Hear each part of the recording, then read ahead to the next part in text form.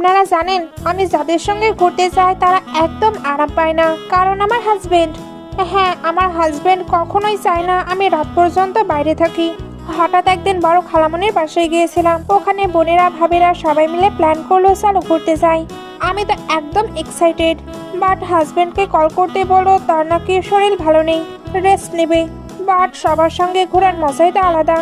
তার শর্ত ছিল আমি যাতে সন্ধ্যার মাঝে ফিরে আসি, যদিও বা আমি জানতাম ফিরতে পারবো না, কারণ দুপুরের খাওয়া শেষই হলো 2টা-2:30টার দিকে। এরপর সবাই বের হতে আরো 1 ঘন্টা, আমাদের যেতে আরো 1-1.5 ঘন্টা তো লাগবেই, অর্থাৎ যাওয়া আসা মিলেই 3 ঘন্টা শেষ। তার মানে যেতে আসতেই আমাদের টাইম শেষ।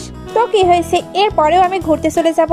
তারপর আর কি, যাদের সঙ্গে ঘুরতে যাব তাদের বলতেই থাকবো বাসায় চলো, না হলে বকা খেতে হবে।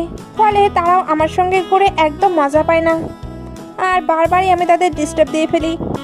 তো আপনারা কি কখনো এমন পরিস্থিতিতে পড়েছেন যেখানে আপনার কারণে অন্যেরা প্রবলেমে পড়ে? যদি পড়ে থাকে তাহলে